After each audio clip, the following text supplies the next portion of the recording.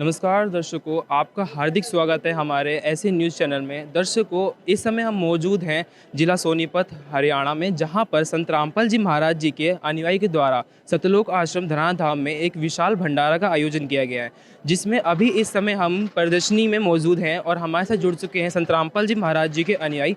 आइए जानते हैं इनसे इस प्रदर्शनी के बारे में। तो नमस्कार मैम। साहिब जी। मैम, आपका क्या नाम है? गुड़ेदा से। मैम, क्या आप हमें बता सकते हैं कि आज क्या मनाया जा रहा है? जो ये 3 दिवसीय भंडारा चल रहा है, ये कबीर परमात्मा जी के निर्वाण दिवस के उपलक्ष्य में मनाया जा रहा है। ये निर्वाण दिवस क्या होता है? निर्वाण दिवस वो दिन है जब कबीर परमात्मा जी सशरीर सतलोक से आए थे और सशरीर सतलोक को चले गए थे। तो जो जब सतलोक को चले गए थे तो उसे निर्वाण दिवस के रूप में मनाया जा रहा है। तो मैम, क्या आप हमारे दर्शकों को ये प्रदर्शनी के बारे में कुछ बताना चाहेंगे कि प्रदर्शनी क्या होती है और इसमें यहाँ पे क्या-क्या लगाया गया है, क्या-क्या दिखाया जा रहा है, प्रदर्शनी में क्या शो किया जा रहा है? जो ये प्रदर्शनी है, इसमें सबसे पहले तो ये बताया गया कि कबीर परमात्मा जी जब धरती पे आते हैं तो कैसी लीलाएँ करते हैं, वो कैसे शरीर छोड़ के जाते हैं। इसके अलावा हर धर्म ग्रंथों से ये बताया गया है कि परमात्मा एक कौन है, उनकी भक्ति मतलब कहाँ-कहाँ प्रमाणित है, ये सारी चीज़ें यहाँ पे एक्सप्लेन की गई है। स्टार्टिंग यहाँ से हो रही है, पहले फ़ोटो ये क्या बताना चाहती है? इस फ़ोटो के माध्यम क्या है बताने का, क्या चीज़ है? इस फोटो पे आप देख सकते हो परमात्मा की एक वाणी लिखी हुई है कि सतयुग में सतसुकृत कैटेरा, त्रेता नाम मुनिंदर मेरा, द्वापर में करुणा में कहाया, कलयुग नाम कबीर धराया। इस वाणी में ये सिद्ध होता है कि परमात्मा जो है चारों युग में आते हैं और अलग अलग नामों से, और जो कलयुग में आते हैं वो कबीर, उनका जो वास्तविक नाम है उस नाम से आते हैं। तो इस फोटोग्राफ्स में यही बताया गया है। नेक्स्ट कटआउट में दिखाया गया है कि कैसे कबीर परमात्मा जी सशरीर आते हैं और कमल के फूल पे वो विराजमान होते हैं। वहाँ से उन्हें निसंतान दंपति लेकर जाते हैं उठाकर, उनका पालन पोषण करते हैं। ऐसा वेदों में भी प्रमाण है कि परमात्मा जो है जन्म नहीं लेता माँ के गर्भ से। तो ये लीला कबीर परमात्मा जी सिद्ध करते हैं। फिर नेक्स्ट कटआउट में हम देख सकते हैं कि जैसे कबीर परमात्मा जी जब आए थे तो वो तो परमात्मा थे, उन्हें गुरु की कोई आवश्यकता नहीं थी। बट ये चीज़ रखने के लिए कि गुरु सबके ह्यूमन लाइफ में बहुत ही ज़रूरी है, परमात्मा ने रामानंद जी को गुरु बनाया था, जो कि इस फिगर के माध्यम से एक पूरी स्टोरी है, जो कि संत रामपाल जी महाराज जी के सत्संगों से सुन के आप पता कर सकते हो।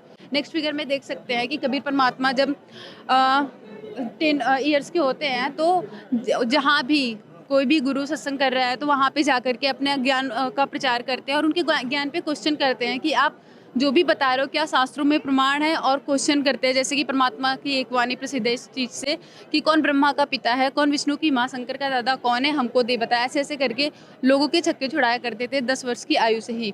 जो यहाँ पर ये 3 कटआउट लगे थे कबीर परमेश्वर जी के, जिसके बारे में आप बता रहे थे, जिनको आप परमेश्वर सिद्ध कर रहे हैं, तो मतलब इसमें बस सिर्फ लीलाएँ दिखाई गई है कि इन्होंने क्या-क्या लीलाएँ की है, बचपन से लेके अब तक? हाँ, स्टार्टिंग से लेके एंड तक परमात्मा ने क्या क्या लीलाएँ की ये यहाँ तक दिखाया गया, और आगे भी जो भी है वहाँ पे परमात्मा के विभिन्न विभिन्न रूप में जब भी वो आए हैं तो वो लीलाएँ दिखाई गई।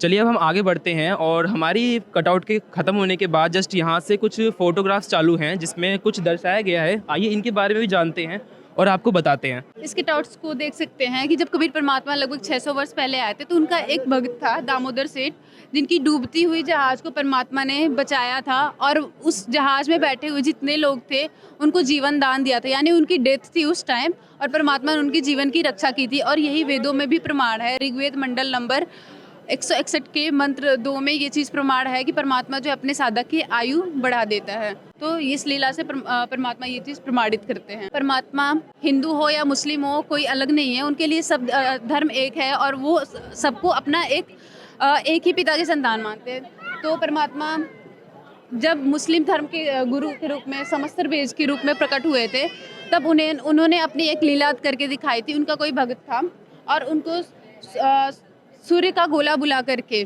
परमात्मा ने रोटियां सेक करके ये समर्थता दिखाई थी कि मैं कुछ भी कर सकता हूँ और मैं भगवान हूँ। और भगवान भक्त की आस्था बनाए रखने के लिए परमात्मा ने ये लीला की। वो रूमी से भी मिले थे, जो एक बहुत ही फेमस पोएट है मुस्लिम के, आपको पता होगा। तो रूमी की जब परमात्मा से बातचीत हुई तो उन्होंने कहा कि जो मेरा ज्ञान है वो आपसे सर्वश्रेष्ठ है, और परमात्मा को मतलब ऐसा बोला तो जितनी भी रचनाएं करी थी परमात्मा ने उनकी किताबों को पानी में डाल दिया। इसे रूमी क्रोधित हो जाता है तो परमात्मा एज इट इज़ जो बुक्स होते हैं उनको पानी से निकाल के बाहर रख देता है और बिल्कुल भी वो बुक्स गीली नहीं होती है। तो थोड़ा सा प्रभावित होता है रूमी और परमात्मा के ज्ञान को सुनता है और वो भी परमात्मा का शिष्य बनता है समस्तवेज के रूप में जब परमात्मा आए हुए होते हैं। इसके अलावा हम नेक्स्ट फोटोग्राफ्स में देखेंगे तो जैसे हम सभी जानते हैं कि परमात्मा वही है जो अविनाशी है, यानी परमात्मा कहने योग्य ही वही है जो अविनाशी है।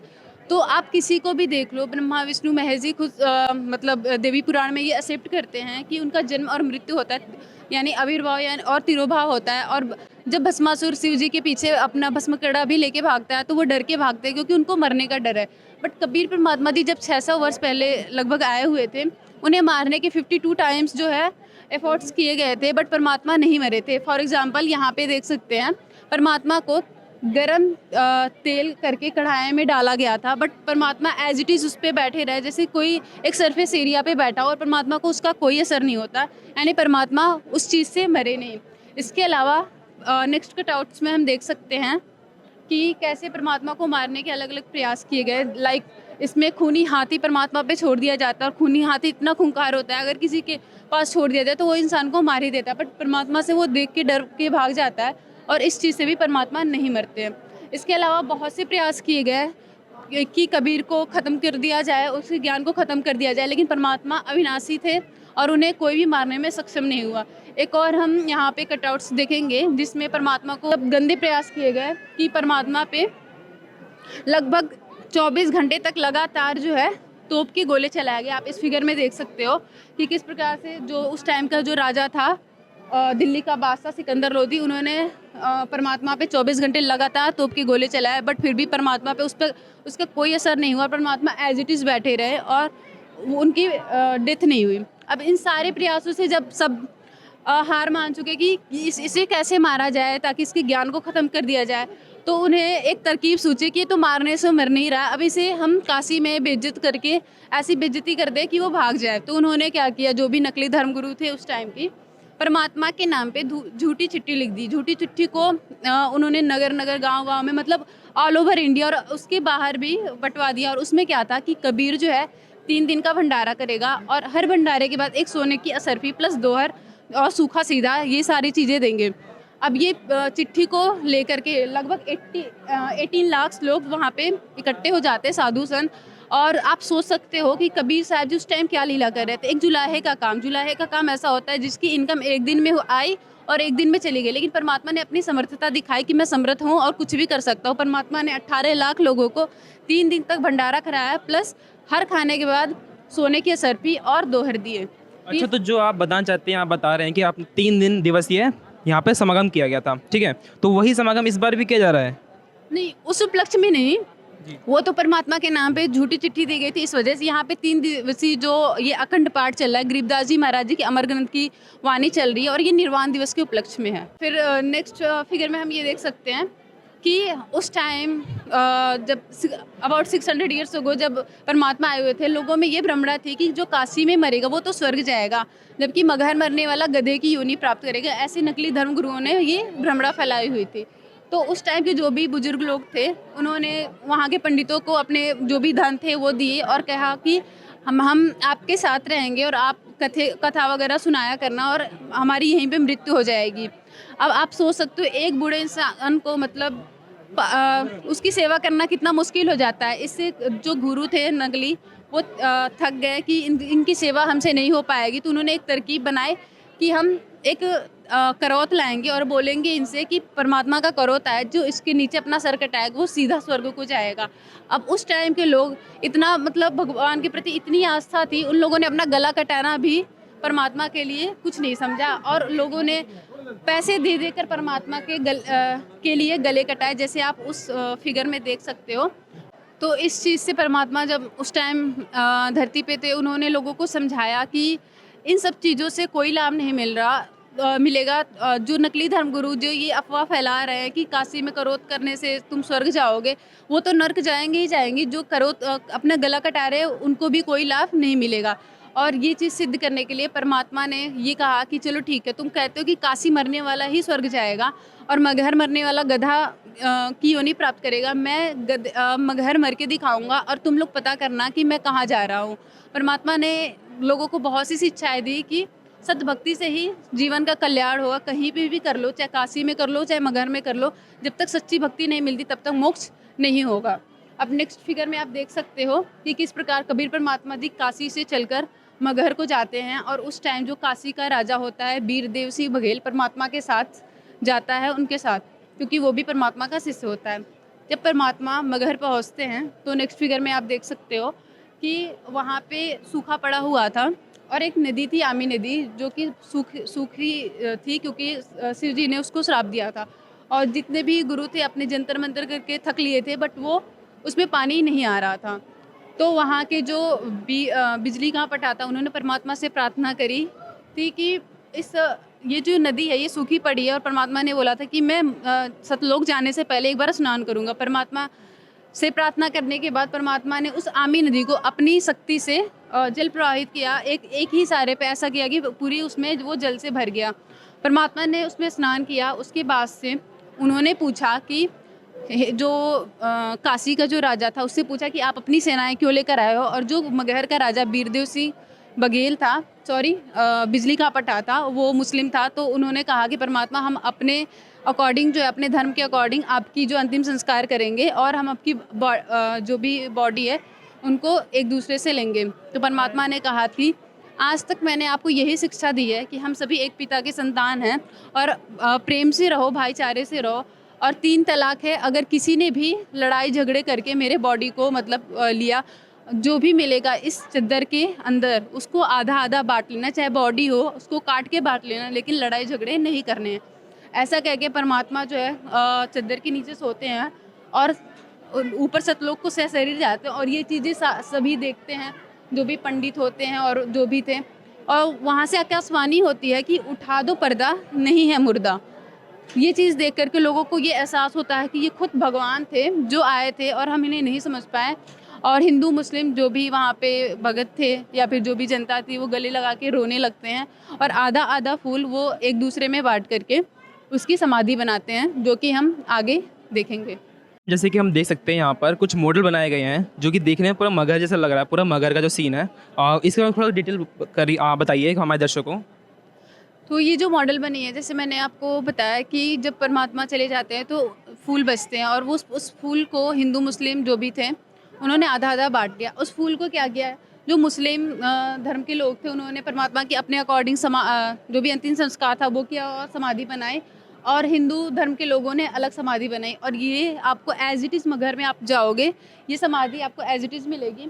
और जो परमात्मा ने अपने आशीर्वाद से आमी नदी बहाई थी वो आप इस फिगर में देख सकते हो कि यहाँ से वो अभी भी आपको सारी चीज़ें एज इट इज़ मिलेंगी और परमात्मा की ये लीला अभी भी प्रमाणित है।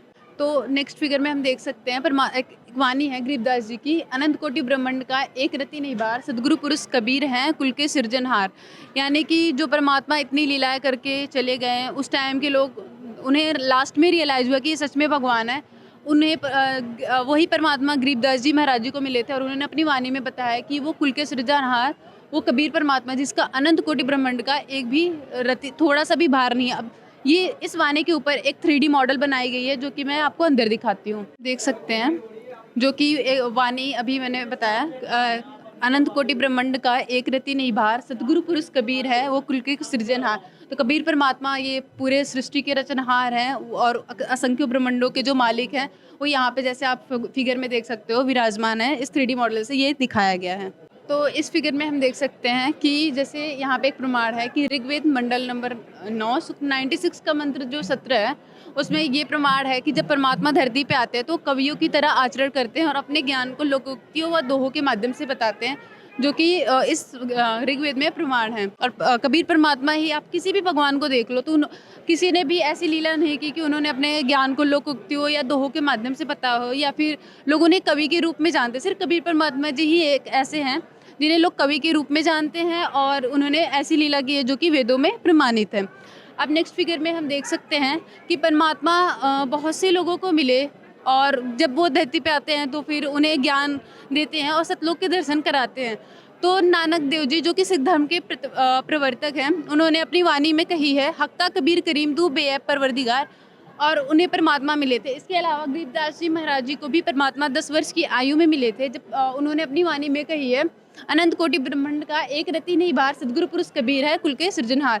इसके अलावा ये पूरी वाणियाँ हैं जिन्होंने जिसमें परमात्मा की कलमतोड़ महिमा गा रखी है।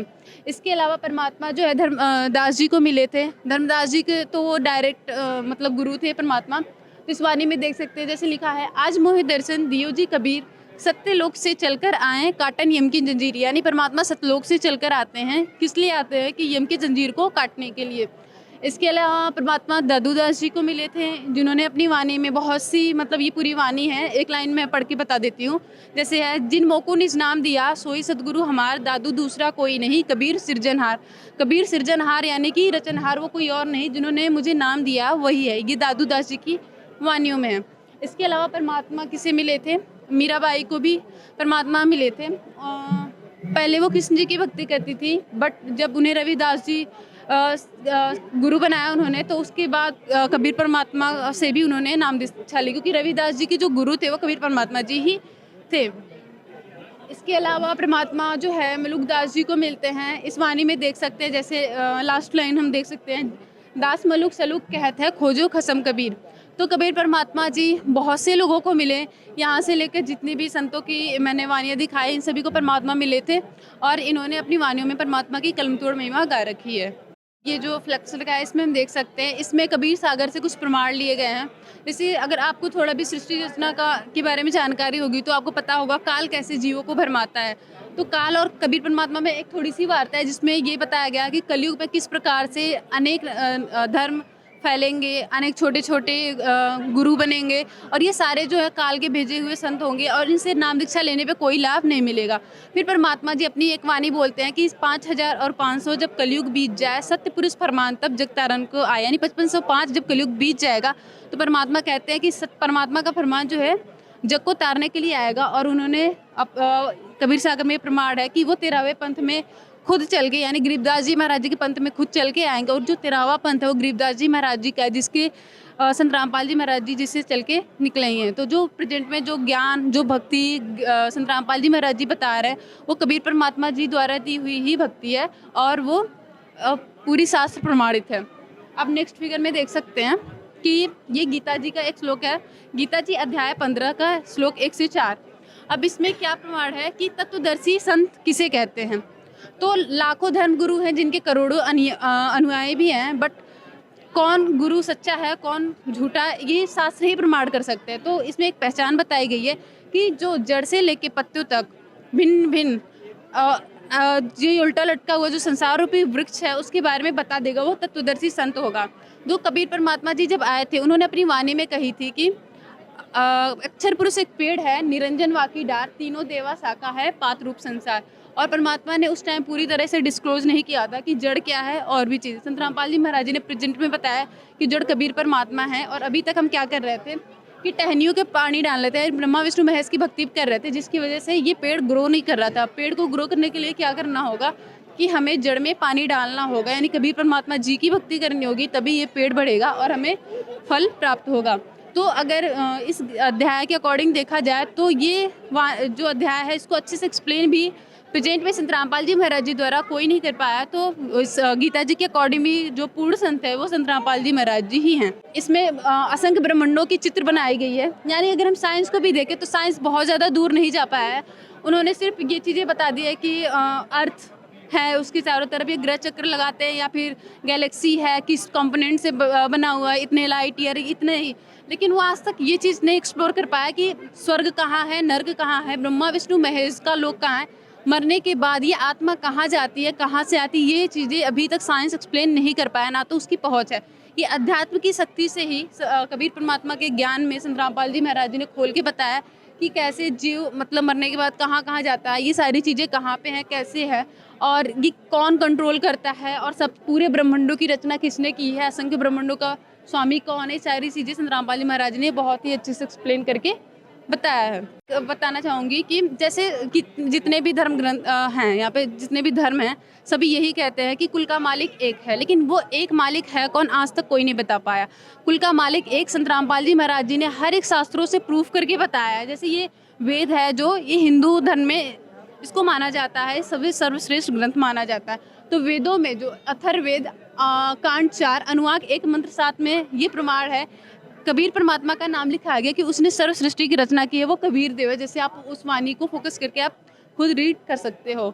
इसके अलावा ऋग्वेद मंडल नंबर 9 सूक्त 94 के श्लोक 3 में ये बताया गया है कि जो परमात्मा है वो कवियों की तरह आचरण करता है और अपने ज्ञान को लोकोक्तियों व दोहों के माध्यम से बताता है।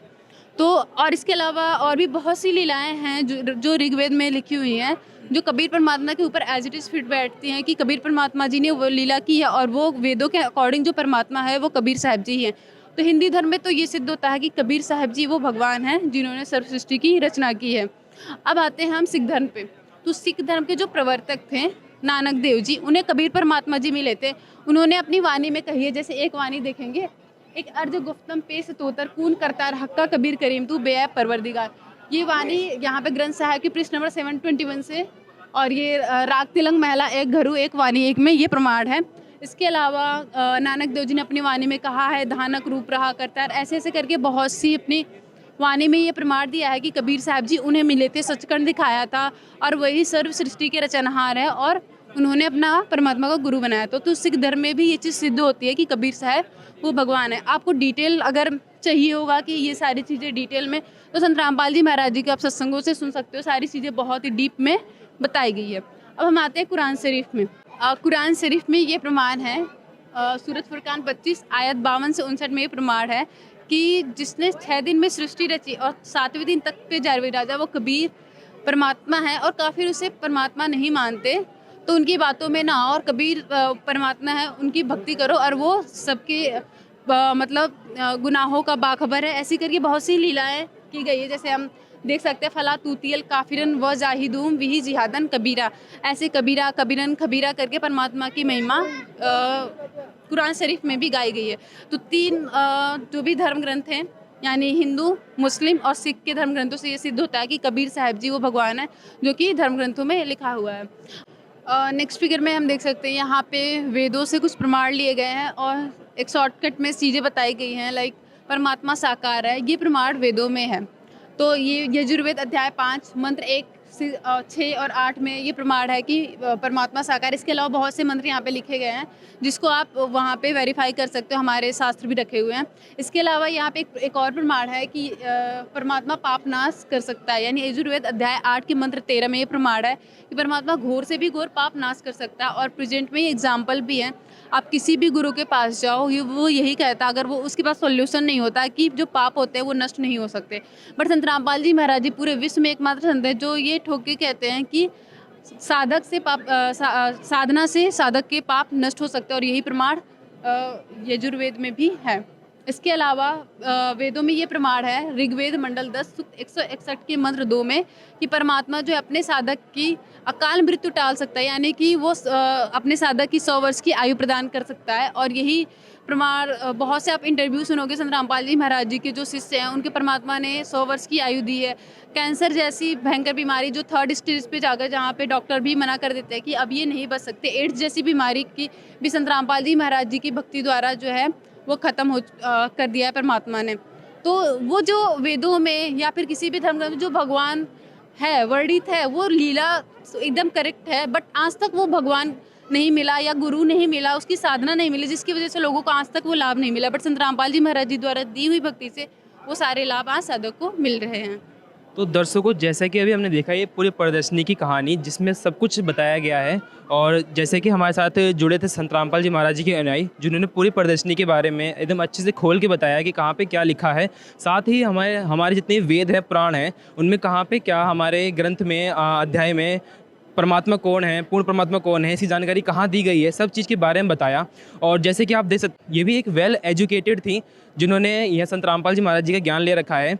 तो आप भी एक बार क्या करें कि संत रामपाल जी महाराज जी के जितने भी यहाँ पे ज्ञान बताया गया है आप भी उसको परखें, निहारें, अच्छे से देखें कि उसमें कहाँ पे क्या ज्ञान लिखा गया है, क्या दिया गया है, और उसके बाद इस ज्ञान को समझें तो मैम अगर कोई इस 3 दिवसीय समागम में अगर कोई आता है और इन प्रमाणों के बारे में अगर कुछ जानना चाहे या इनके प्रमाणों के बारे में अच्छे से मतलब क्लियरिटी जानना चाहे तो वो कैसे जान सकता है यहाँ पर?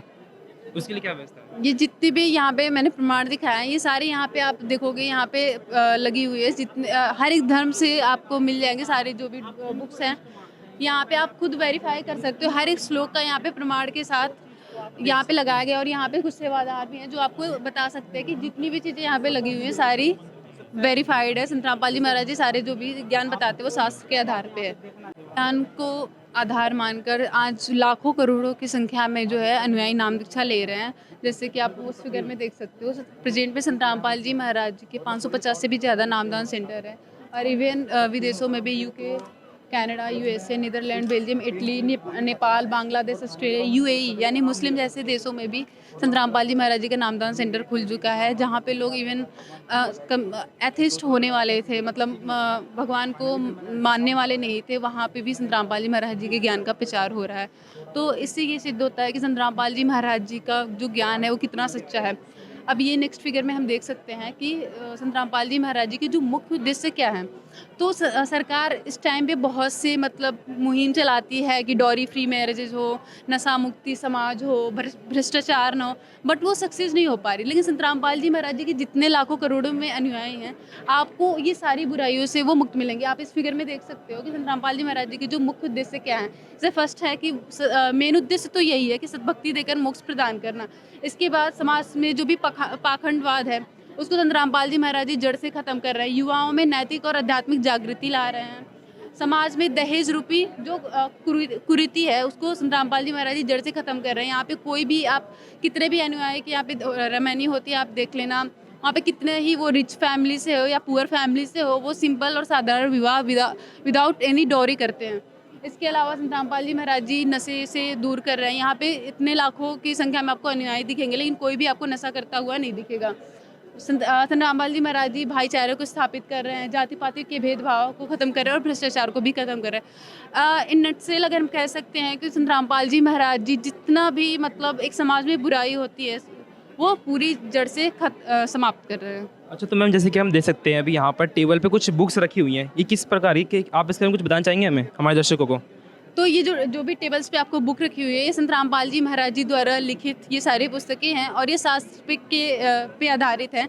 और इस बुक को जो मतलब एक बार आप रीड भी करके देखो तो आपको पता चलेगा, आपको मतलब इतना ज्ञान होगा कि सच में संत रामपाल जी महाराज जी कितना संघर्ष कर रहे हैं लोगों को ये ज्ञान फैलाने के लिए। अच्छा, तो मैम जैसे कि आपने बोला कि ये जो बुक्स हैं संत रामपाल जी महाराज जी के द्वारा लिखित है, तो इसमें जो ज्ञान लिखा हो क्या पता वो ज्ञान झूठा भी लिखा हो, क्या पता उन्होंने अपने मनगढ़ंत कुछ लिख दिया हो, इस पे क्या आप कहना चाहेंगे?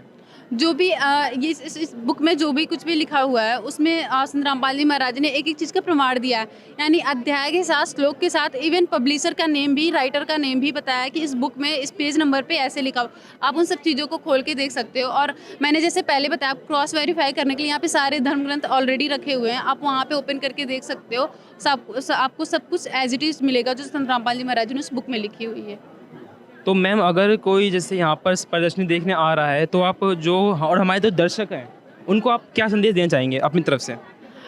जो भी दर्शक आज देख रहे हैं उसको मैं यही संदेश देना चाहूँगी कि जो संत रामपाल जी महाराज जी का ज्ञान है वो स्क्रिप्चर बेस्ड है।